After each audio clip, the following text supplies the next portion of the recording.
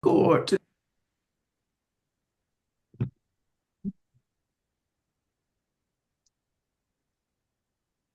Okay, so hopefully you can see that. I'm sure someone will yell if they can't. Right, home automation protocols. My laser pointer. Right, so this is what I thought we'd go through for this part of today's session. Just a look at some example devices that you can buy. And these tend to be little tiny devices that do a specific task. There might be, controlling the temperature on your radiator. They might be measuring the temperature and humidity of your loft space.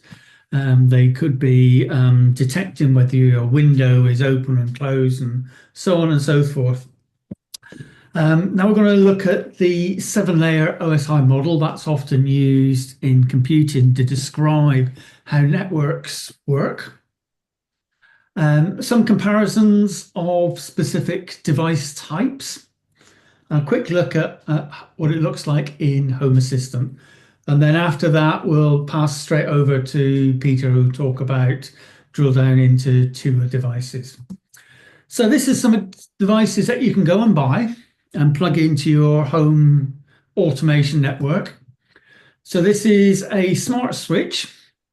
And the idea is that you plug this into a wall socket and then plug your device on top of it.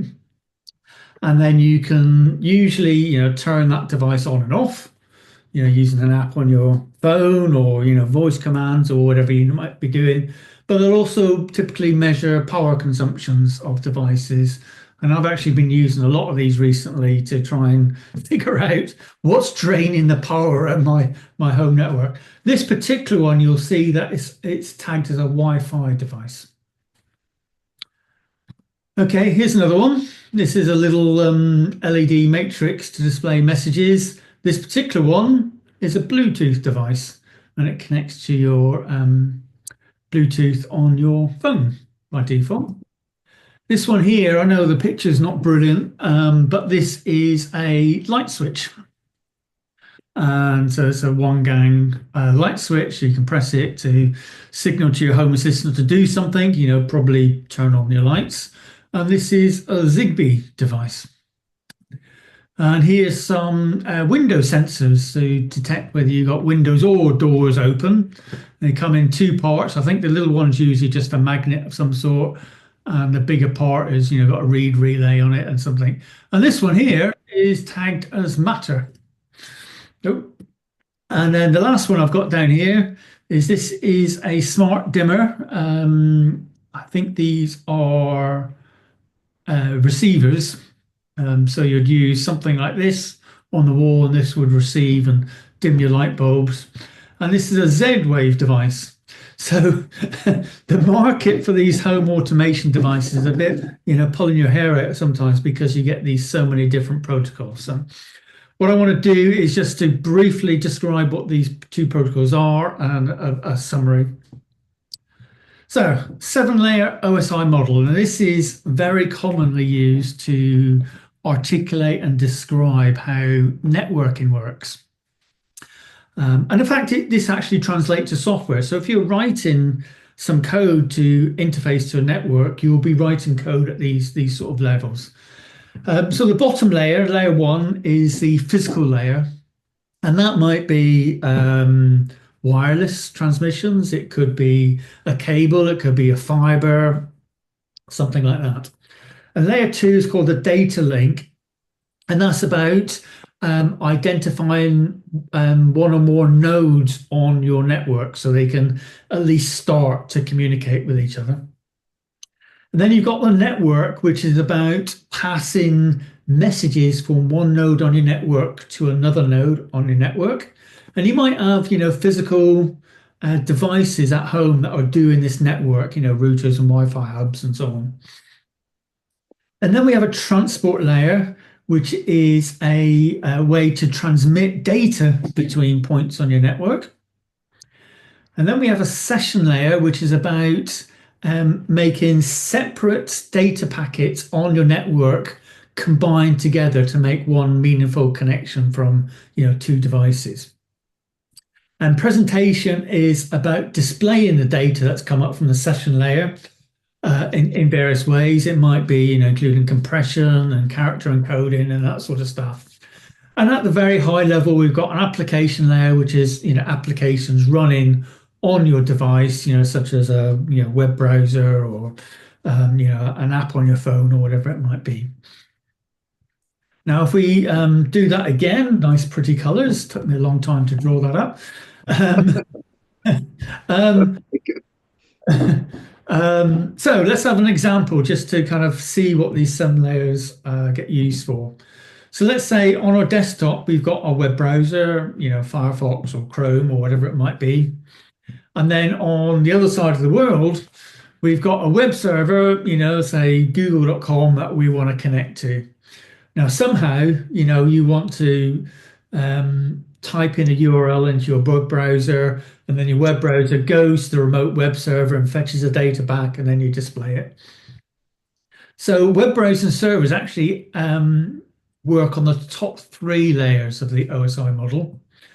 So HTTPS would XML used for presentation, and various headers in HTTP used to combine sessions together. So, the headers, if you log into your banking system will use the headers in HTML to actually make sure that you stay logged in and any future interactions still relate to you.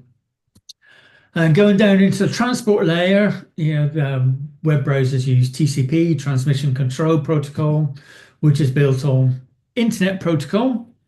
A lot of these things I'm going to skip through because I just don't want to go through it. It's not particularly relevant. And then when we get down to lower layers, we get down to data link and whatever your physical layer will be. In my case, I've got a fiber connection to my house.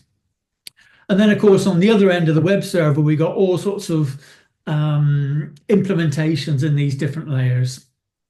And of course, oh, yes. And these two layers here on your network, you've probably got various sorts of routers, Wi-Fi hotspots to actually make sure that the packets that your web browser is generating is being routed to the correct place.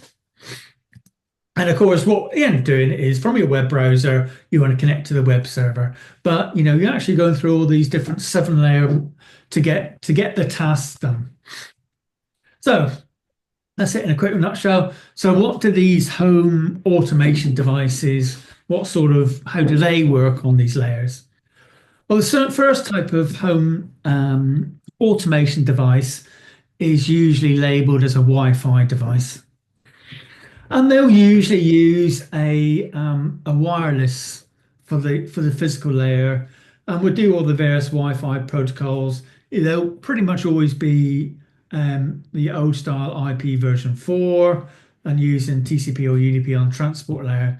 One thing I'm drawing attention to do is that in the application layers, these devices are usually proprietary. In other words, you need a specific app to know how these top layers works before you can use them. So in other words, if you buy one of these Wi-Fi devices from manufacturer A, you would need to have an app on your phone from manufacturer A. You get a Wi-Fi device from manufacturer B, and you need a different app on your phone to work with manufacturer B because these top layers here are proprietary. They are, made up by the manufacturers, and who knows what they're doing. Right. So if we go on to the different devices, and I'll probably go a little bit quicker now. So Bluetooth, we're all familiar with Bluetooth. Used for short range wireless connections. Interestingly, it also uses the same sort of frequency ranges as Wi-Fi does, 2.4 gigahertz. And it has various layers on here, but notice they are completely different to Wi-Fi devices. So these are working completely independent. These don't connect to your Wi-Fi network. They're independent point-to-point radio connections. Zigbee is kind of similar. It's got its own way of communicating. I'm getting some noise on there. I'm going to mute you, Roy. Zigbee is, so this is a mesh type network. Again, nothing to do with Wi-Fi, completely different protocols. But mesh is interesting because it means that devices can talk to each other to extend the range of your network. So if, for example, the range of your Zigbee devices is 10 meters, you could have Zigbee devices every 10 meters, and you can get a 100-meter range, providing you can have, a series of 10 devices every 10 meters. So you can have a mesh to extend the range of your network and also make it more reliable. So meshes are quite useful in these sorts of things. Thread is another protocol, but different. This again is running on 2.4 gigahertz, but it uses IPv6, which is a little bit more interesting, a little bit more standard, shall we say, over UDP. So there's a chance that you can, build applications a bit easier because it's got common stacks here. Z-Wave, it works on a slightly much lower frequency, but again, it's got its own set of stacks and so on. Now, the last one is by far the most interesting one, which is Matter. Now, Matter only specifies the application layer, which is kind of quite interesting. So you can have devices that are labeled Matter, but they run over Wi-Fi, or they're labeled Matter, or they run over Thread. And to my mind, I'm thinking this is the step way forward because the application layers is standard now, it's under Matter. You would no longer need multiple applications to talk to different manufacturers. You can have one application that understands Matter, and then you can talk to all devices that supports Matter. So this is really, Matter is kind of like an emerging standard. So if we do a comparison of these different devices, nice little table here. So Matter is the oddball because the range of a Matter device depends if it's using Wi-Fi or if it's using Thread or whatever the transport is. Now, a few things to point out here. Wi-Fi, nice long range. You do need a hub for Wi-Fi, but the chances are you've already got one at home. So you don't need an additional hub to speak. One of the downsides of Wi-Fi, though, is Wi-Fi devices, they're quite high power consumption. So, I used to have a device in my loft to measure temperature and humidity in the loft, which was using Wi-Fi, and the battery lasts about a month. Now, I've since replaced it with a Zigbee device. The battery in there is going to last 2 or 3 years, as far as I can see. So the power consumption is quite a consideration when you're choosing these devices. So Zigbee is so when you go and buy these, you'll see loads and loads and loads of Wi-Fi devices. You'll see loads of Bluetooth devices. You'll see quite a lot of Zigbee devices, but less Thread, Z-Wave, and Matter. So if I was to summarize this from a usability point of view, I would say if power consumption matters to you, in other words, you've got some sensor or some device which has got a battery in it, then Zigbee is probably your best choice at the moment, simply because low power consumption and it's readily available. You will need a Zigbee bridge to talk to your app on your phone or your home automation systems. However, I would also say that Matter is probably the future because it's much more standardized on the higher layers. So you can have one app that will talk to lots of different manufacturers. But of course, Matter, when you buy Matter devices, you'll need to know if it's Matter over Wi-Fi or if it's Matter over Thread and so on. So that's a summary of it. I will open for questions in a moment. Now, if we look at making use of these different types of devices in Home Assistant, this is what it looks like. So I've got some Tuya devices which are Wi-Fi.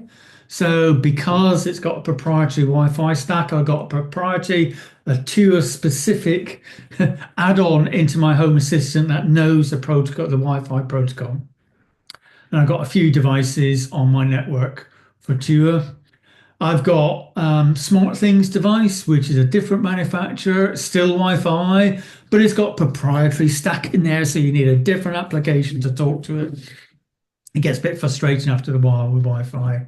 But I am moving slowly to Zigbee. And this is the one of the Zigbee plugins for Home Assistant. And we can see here we've got different manufacturer of devices. I've got some smart plugs, and I've got my loft temperature and humidity sensor from a different manufacturer. So that's, I think, roughly where I am. Zigbee is probably the best choice for low power at the moment. Wi-Fi is far easier to add to your network because it doesn't require a hub. And Matter is probably the future because it's more standardized references. So, any questions on the first part before I hand over to Peter?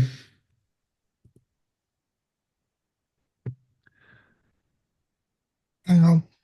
Hello there. I'm Terry. I'm from Manchester. Okay. When you say about the 100 meter and 10 meter distance transmission, Yeah. how realistic is that, and what affects it? I've got one Zigbee hub at my home. I've got a 4 bedroom detached house, and that gets full coverage for the whole house. So the coverage seems quite reasonable. Different frequencies are hampered by walls and so on in different ways. So I think Wi-Fi actually outdoors is a huge range, quite surprising with no walls. But yes, so I would say, all these devices I talked about would work within a single home. If you need to go further than that, then you need something else. Yeah, 2.4 is supposed to go through brick and that, isn't it? Yeah, I mean they will get muted. Yeah, so 2.44 gigahertz Wi-Fi will go longer range than 5 gigahertz Wi-Fi. That is true. Right.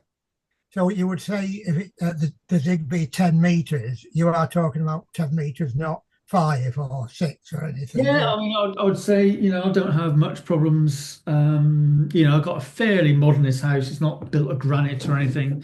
But a nice thing about Zigbee is that if you don't get the coverage that you need, you can just put a little repeater in and it joins the mesh and the mesh gets bigger. Yeah. Well, what about the repeaters on the Wi-Fi? The repeaters on Wi-Fi, from my experience and knowledge, they are less successful. But what you should do for Wi-Fi is have a Wi-Fi mesh, because then devices will run. If you're speaking using Wi-Fi on your phone and you move around the house, you'll automatically switch from one hotspot to the other. So personally, I wouldn't recommend Wi-Fi repeaters. If you've got problems with Wi-Fi in your house, then you probably want to have a Wi-Fi mesh instead. Right. Okay. Paul. Yeah, I hope you can hear me. I'm in the car because I'm stopped. But um, I've got two questions, Peter. When I moved into the house I'm in, which was only just over a year ago, there's a Hive controller, and that talks to a little unit. There's a wall unit and like a thermostat. You set the timer and that talks to a unit that connects to the boiler, and that's wired into the boiler, so I can't touch that end of it. But my understanding is there should be some kind of a hub somewhere that then allows me to use an app on the phone and control it over the Wi-Fi and the internet. Can I just buy a Hive hub and get it paired, or what? Because one of the problems I've had is occasionally the controller, which sits on the wall, doesn't talk to the unit on the boiler, and getting those two synced together in manual mode is an absolute diabolical nightmare. I would look it up, Paul, but my guess is that they are using Zigbee from your thermostat to your hub. I think it is Zigbee, yeah. And I would guess that your hub also can speak Wi-Fi to get onto your local network so that your Wi-Fi apps on your phone can contact it. Right. Might be your hub just needs setting up to talk to or to connect to your Wi-Fi network. Well, I don't have the hub, and I rather suspect that the rather problematic woman that vacated the house just grabbed everything and took whatever was connected to her router at the time. But I would expect there to be some kind of a hub that I connect to my router, and then I would need to use presumably Hive's app on my phone to control it. Yes, so the hub is probably what's in your next to your boiler. Oh, okay. So that might have Wi-Fi built in. Yes, that's what I would I expect. didn't realize that. No, I thought the hub might be a separate thing. Okay. Well, the other thing I'm going to ask then is that I am on Apple infrastructure at the moment, and I'm looking at getting a home hub. But what I don't want to do with any of these things, and I'm looking at heating controlling and also things like a doorbell camera, I don't want it going through Company X's app because I don't trust Company X. I just want to use the bit I do trust to some extent, is the Apple stuff. Are all these things that you've talked about so far, do they all come with the manufacturer's app and you can only control them through the manufacturer's app? Or could you put it into something like Apple Home Hub and control it directly from the Apple infrastructure? So the way the Wi-Fi devices work, because obviously if your device on Wi-Fi, then it can go out to the internet without you having much say over the matter. That worries me. Yeah. So Zigbee devices cannot. Right. So Zigbee is going to be a better option for security if you don't trust company X and Y. I've got Wiser heating, and like you, I've got a little hub next to my boiler that speaks Wi-Fi, and there is a plug-in for Home Assistant which is called Local Connection. And that does a special request to the hub to get directly connected from my Home Assistant to the heating system without going around the internet. So that's usually called the local connection. And of course, Right. once that working, then you can block those devices on your firewall to stop them going outside. So And I'm guessing I need to put the Hive app on my phone and see if it will find that controller that's sitting next to the boiler, and then connect through that to the Wi-Fi, because the unit next to the boiler has only got two buttons on it, one of which is for heat and one of which is for hot water, and they're just override buttons. yeah. So you need to go through that setup process. I'll need to get the app then in that case, in which case you've solved one problem possibly, because it maybe if there's a hub within that unit, then that solves the problem of the missing hub. In terms of the way things are going, is it all going Matter and Threads at the moment? Is that because I know Apple are backing Matter, aren't they? Yeah, I mean that looks to be the way it's going, but there's just relatively few devices available at the moment. There are, yeah. Yeah, that's the thing. So for my thinking is Zigbee at the moment for low power and privacy, so it doesn't go out through the Wi-Fi. And then in the future, as devices become available, move to Matter. Right. Okay. So yeah. So if I'm future proofing, then I ought to look for something that's got Matter as one of the options. Yes. Although I think Zigbee is perfectly okay. Okay. Thanks, Peter. Practice. Yeah, no problem, Paul. Barry. Yeah, I'll keep it short, but the only time I've come across Zigbee so far is on my smart meter. And I'm aware that in our half, the northern half of the country, smart meters use a network as opposed to the mobile network, radio network as opposed to the mobile phone network. And I just wondered whether that was the same network that you're talking about, or whether it's just coincidence that it happens to be the same company. I've had calls to look into this in a lot of detail, actually. Yes, smart meters use Zigbee, but the data is encrypted. And if you want to build a device that talks to your smart meter, you'll need to get hold of these decryption keys, which you're not going to get in actuality. Right. But you can buy devices that do have these keys built in. So you can convert your smart meter to Wi-Fi. And if you're interested, I can probably dig out the manufacturer's names. The other thing you can do is if you're on Octopus, you can get a free adapter to Zigbee. They've got a mini and a pro, and you just power that on, and then you can access these devices over Wi-Fi, and then these devices talk to your smart meter over Zigbee with all the encryptions in place.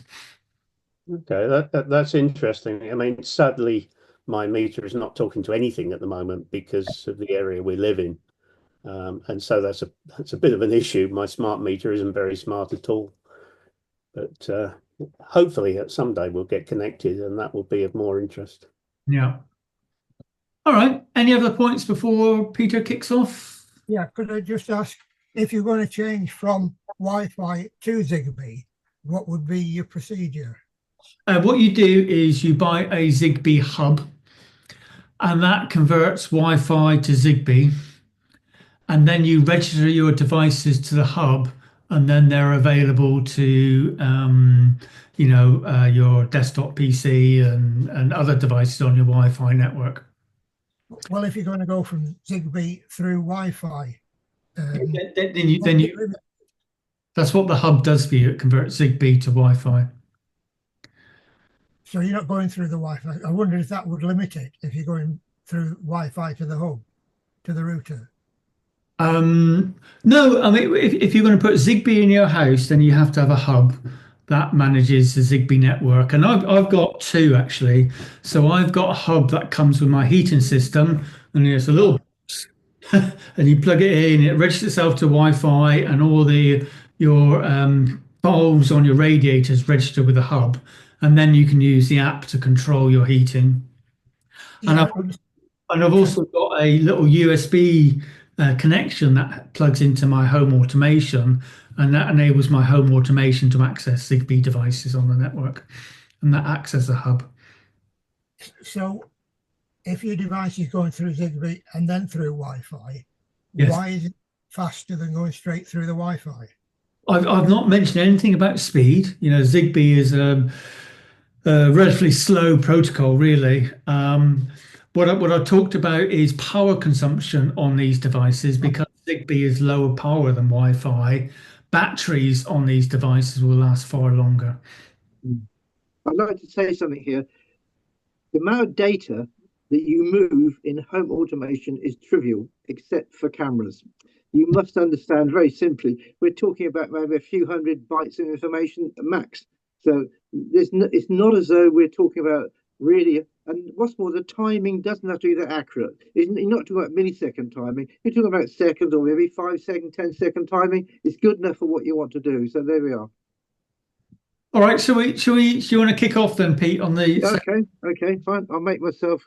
questions will come up. Okay, so I'm okay. Can people see me? Can people see me at the moment? I can see you. No sharing yet.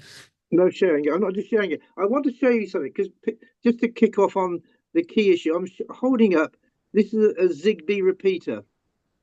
They cost about £3 or £4 directly from AliExpress, something like that.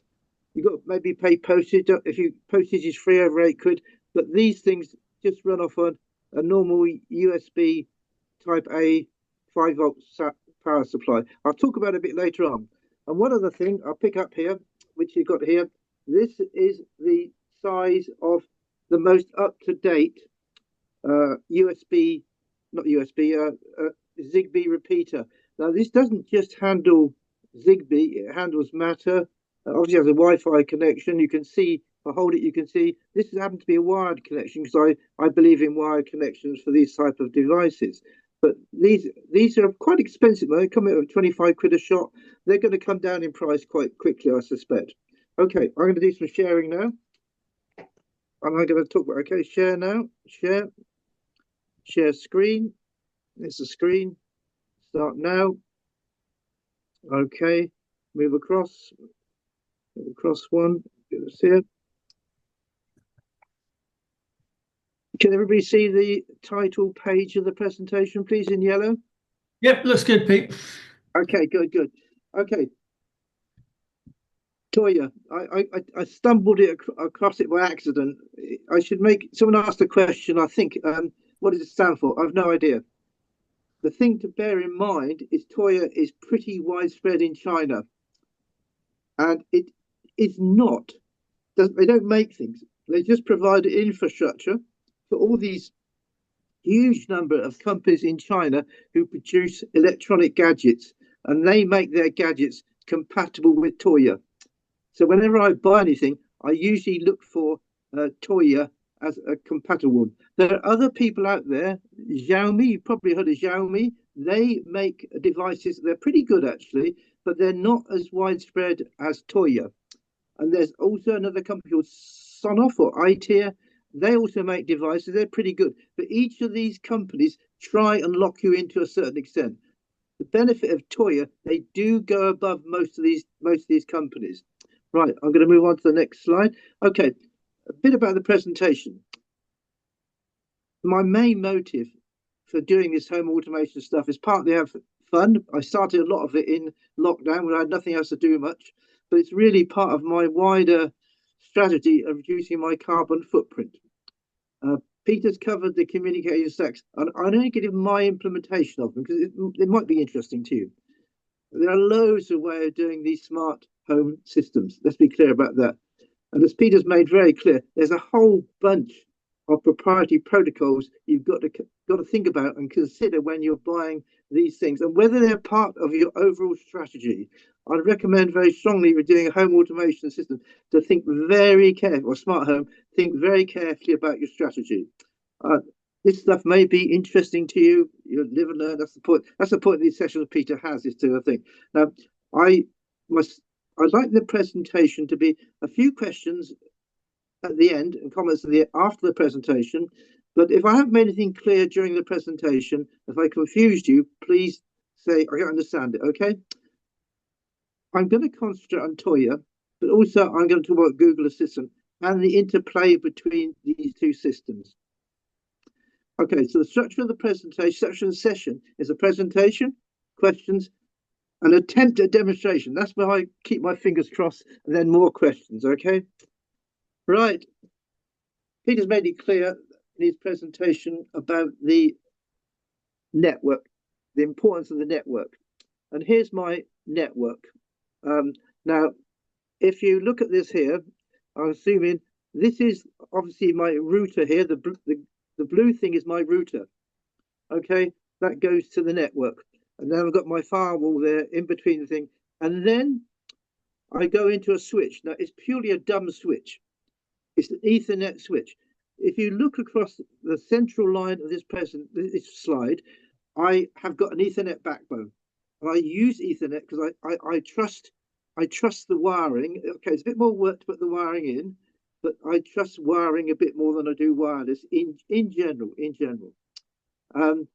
And from the wireless thing, I then attach bridges. There are a couple of bridges either end. I'll explain to you later on about the bridges. As Peter's made very clear, you cannot have Zigbee devices without a bridge. It's got a different name. I'll go into it a little bit. And if you want to get wireless, you have to, in a similar way, wireless devices have to have an access point. You can use your router. It gives you one, but I like to be behind a bit of a firewall so that my wireless network is not so clear. Okay, and basically, obviously, the wireless access point gives you access.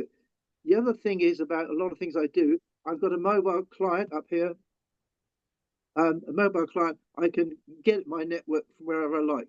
Some people won't like the access I give, but I just do it because pure convenience at the end of the day. Okay, now this is my I'll call it my smart home stack. Everything to do with home automation, you've got to be thinking about what your home stack is like. I produced these here. Peter's covered up to really the kind of communication transport session layer, which is the second one up from the bottom. I'm going to do a bit about power because power does interest me. Then I'm going to cover devices, a layer called the device API layer, a little bit on that. Then I'm going to cover presentation, control, and data. That's the kind of my smart home stack. It's the way I think about how I manage my network and devices. Okay, the first one I'm going to talk about is power. Peter's mentioned it already by saying that some devices are power hungry. These tend to be Wi-Fi, and most Wi-Fi devices are plugged into the mains, and therefore it's not a problem. You use maybe a few milliwatts or few milliwatts, but maybe up to a watt sometimes. But so the Wi-Fi stuff works well if you go off the mains itself. If you want to go drop down, as Peter said already, Zigbee's pretty good. Just the sheer breadth of things. So I'm going to work power a little bit. This is an interesting one. I've only started doing this recently. I've got quite a lot of, and they're called the end of the nodes. They're called leaf devices. They are at the end of a Zigbee network. They do not repeat the signal. The things which repeat the signal tend to be mains powered. They have a repeater built into them. So a Zigbee plug will repeat the signal. You don't have to have the repeaters that I'm going to talk about, but leaf nodes do not repeat the signal. And I've got fed up with throwing batteries away. The left picture shows that. I've got all these batteries I throw away, and I'm fed up with it. So I tried around a bit, and I came across a new approach, and I've only been doing it since maybe October this year. And I discovered these things, lithium-ion rechargeable batteries. I'll show you a picture of them later on. If you look at the picture carefully, you see the top of it, there's a little socket. And that socket takes a USB-C plug, and you just simply charge it up. I'll show you the leads later on. But basically, I'm trying these lithium-ion batteries. They're a big advantage, as much as they do go up to about 1.5 volts. And I have a theory that every sort of September, just so I get my central heating system ready for the next winter, I would take my batteries out of my radiator valves, charge them up, and put them back in, and I hope they last the whole season. I've got fingers crossed to that. At the moment, they don't last a season. They last about, with normal, say, Duracell, last about 3 to 4 months, to be honest. It depends how much you use the valve, how much you turn the valve up, on and off. But I'm hoping this is going to do that. The really small ones at the end have CR2032 cells in them, but you would hope, in general, not to be accessing them too much, should we say. Okay, the communication layer. This is again, I've gone through it. The communication layer is the whole thing. I want to go on to say, I want to talk about how I've implemented, go back a second quickly, but this layer here, the Zigbee network. Peter's already made it very clear. The Zigbee network is a mesh. The software will try and work out a route, the best route it can get between the devices. Do remember some of the Zigbee devices at the end will not be repeaters. So one of the problems I found, quite a long, thin house, not a compact house. And what I've thought after a lot of time, I decided to change my sockets. And in my sockets, I replaced the sockets with those with just all five USB-A sockets. And you can see the picture on the left here. There's a USB socket. And what I place in the socket is quite simply one of those little repeaters. And I experiment until I can get what I call a good network. And because one gentleman asked, how do you know about it? Well, the answer to that is you try it. You try it until you get a good, stable network. I can't emphasize the importance of working hard at getting the Zigbee layer reliable and consistent. Okay, so these little things cost about £4 each, maybe. They're not particularly expensive, but obviously they're not taking not taking up a socket itself, a main socket, and they're quite neat and quite tidy, and I found them quite good. So I buy as many as those that I need in order, and I replace as many sockets as I need to with the 5 volt thing in order to get a good signal which I can rely on. I can't emphasize enough the importance of having a reliable network. In any home automation, you must get a good, very reliable network. It's worth the money, worth the effort. Now, Peter's covered just the sheer importance of these hubs gateway. Now, at the top of this slide, I've used the word bridge hub gateway. You'll find when you look at buying these things, these words are used almost interchangeably between bridge, hub, gateway. You know, the key thing I showed you a picture of is this little thing here. If you were to invest any money today in any kind of hub, I would recommend quite strongly you have a multi-purpose hub, which would support thread, which would support data, which would support whatever you want, Zigbee, and also Wi-Fi. You can choose different types of hubs or bridges, depending whether you want to make them wired or wireless. Up to you, actually. But the key to all these systems are these bridges. At the moment, the multi-purpose bridges come in about £25 a go, bought from China Direct. A lot of things I do is I buy directly from AliExpress or one of those types of suppliers. They're pretty reliable, pretty good. The delivery time has got a lot better. It's probably a week or two usually, so it's pretty good actually. I have to be patient. Okay, so that's the next one. Okay, so these are the hub bridges. There's a picture of one on the right there. They're quite small. They're about, should we say, some are about a couple of inches. The more modern ones, which do the whole lot, are about 2 or 3 inches. These will all get smaller as time goes on because that's just the march of VLSI, this endless march of VLSI towards miniaturization and drop in power. And the bridges will do this this necessary program. In the case of Tuya, they're a bit more than just a bridge.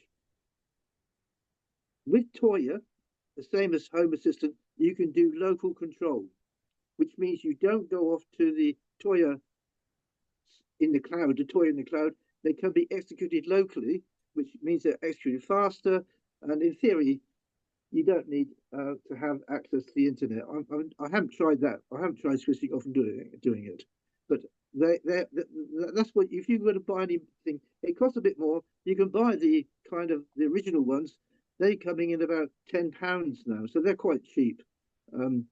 So I've got 2 types. I've got the original because I've been doing it for about 5 years now. I've got the original Tuya Zigbee to Wi-Fi bridge, which Peter's mentioned already. And I've got the more modern type also, which is the Tuya Zigbee Matter and bridge to Wi-Fi.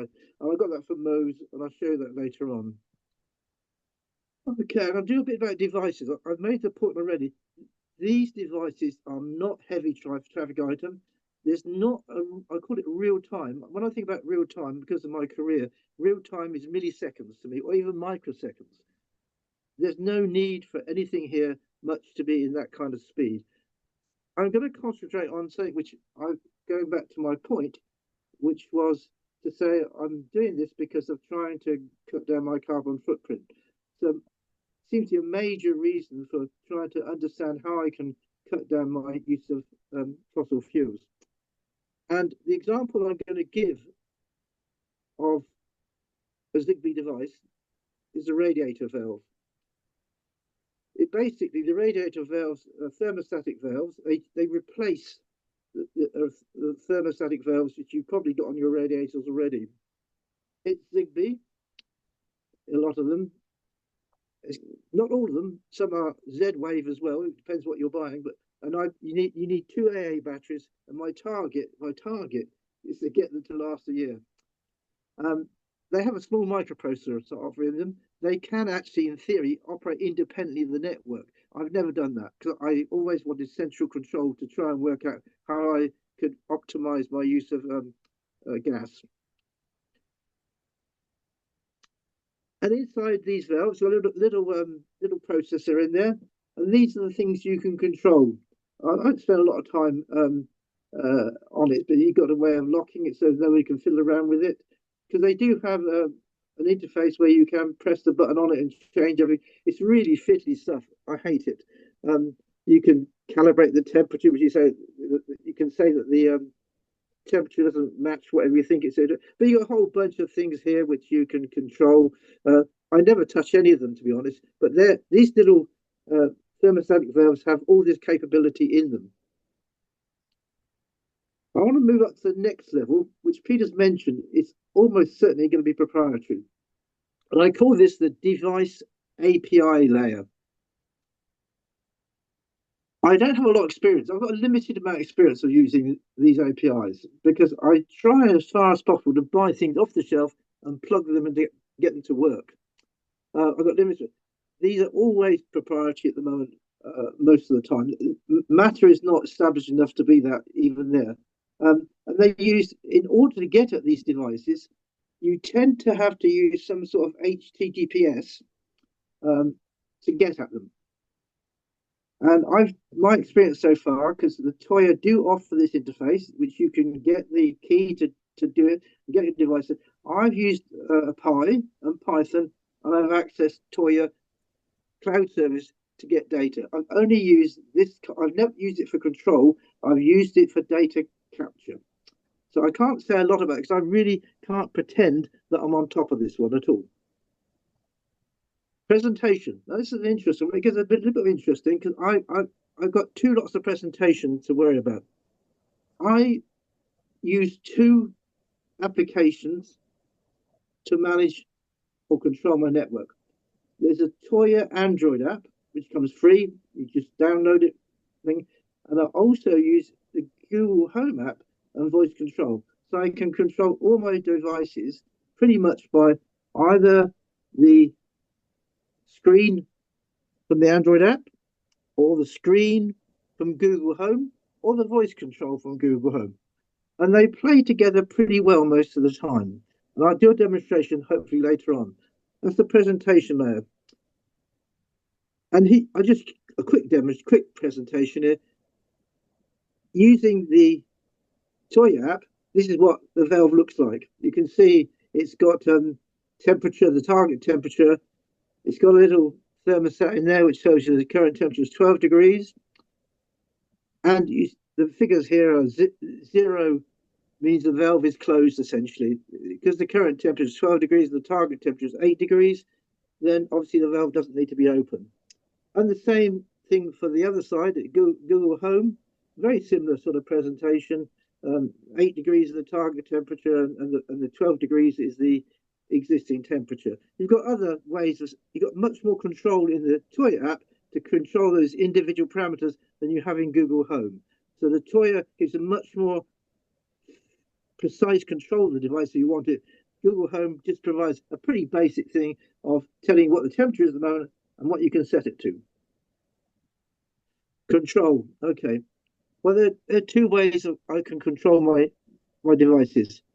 Tuya, or I have, in theory, you can use Python code over Tuya API on something like a Raspberry Pi using Python. I haven't done that yet, but in theory you can do it. And Google Home, basically, you can use the Google Home app scenes or scenes, whatever they're called. They're called, what are they called on these? It's called, did we do that? Go back. It's the Android apps. They're called the Google Home application automations. You can use the Google Home automations. In theory, Google are offering, and I haven't done this yet, I've looked at it yet, is you can control using YAML scripts. I haven't done it yet. It's there as a future thing. Okay. I also have a final layer. I'm sorry, I'm doing it. Data analysis. I only use this layer. Basically, if I capture anything, I put it as CSV files.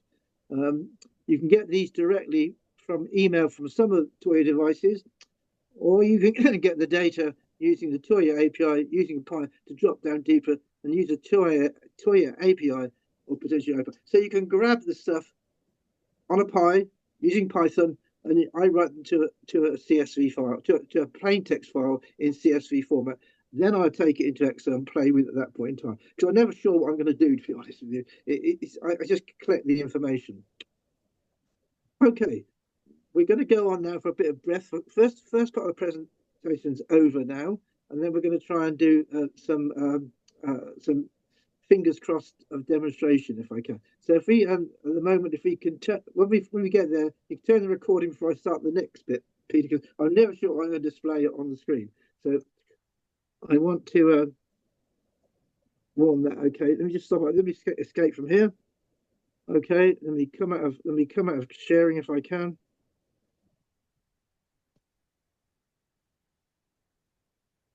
I'm out of sharing, am I? Am I out of sharing, Peter? Stop sharing? No, I'm not. I've stopped sharing now, okay? Right. First part of the presentation over. It's question time before I try and do a demonstration. A physical question. When you're changing the sockets to the USB ones, how have you gone on about the depth of the socket, presuming a 1-inch sunk box? Yeah, you can buy it can be tight sometimes. A fair point. I just basically turn them because I've got a bit of electrical skills. I basically buy a replacement socket, two gang socket or one gang socket, depending on what I do. I just basically turn the power off and I unscrew the socket and I put the new socket in. And it usually fits. It can be tight sometimes, but that's what I do. They're freely available from Screwfix or Have you done those things yourself? Oh, yeah. But I find usually the 1-inch sunk box, the metal sunk box, as you say, is touch and go. Whether it's deep, dependent. You can get different socket. You can get some are thinner than the others. They're getting a bit thinner now than the original ones. You're right. If you've got it's a ring socket you're doing and not a spur, then you've got two lots of 2.5mm cable to get in once you've connected them up, and it can be quite a crush. You can get a skirt that goes round in between the wall and the socket, so it gives you a bit more depth. But I just wondered if you've gone on. Sorry, go on. I found the same problem as you. They can be tight fitting sometimes, and but I managed to get them in at a squeeze usually. Actually, a bit of a squeeze. Okay. So I had the same problem as you've had, actually. All right. I just thought it's not just me. It's not just you. It does get tight. You're absolutely right. In general, you can get in. I sometimes the plaster's left a bit too much plaster around, and so you can scrape that off. It tends to be more problems in metal boxes than plastic boxes. I agree with that. But they are absolutely right. Absolutely right. I noticed some now. Originally they were both USB 3.1 and about 3 volts. They're coming out now at 5 volts. Yeah. And I just wondered, and also they're using USB-C. Yeah. I get one each, B and C. And A and C. And I just wondered, are the Zigbee devices coming as USB-C or are they still the A? I haven't gotten USB-C. I've only used USB-A for the repeaters. Don't forget the point of the repeaters are just to get a good signal from one end of the house to the other. The actual software will work out the route for me. I just want to sure there's enough power there to do it. So I'm sure that you can probably get the C ones. The C ones aren't. I haven't seen one yet. That's all I'd say. It's only one. All it wants is 5 volts of power, doesn't it? It doesn't need much more than that, does it? Really, is a device. It's quite small. Yeah, I'm just saying the original sockets were only 3 volts. 3 volts. Were they? The okay. ones were only 3 volts. Okay, I haven't got that experience, I'm afraid. Okay, thanks very much. Thanks for the question. Thank you.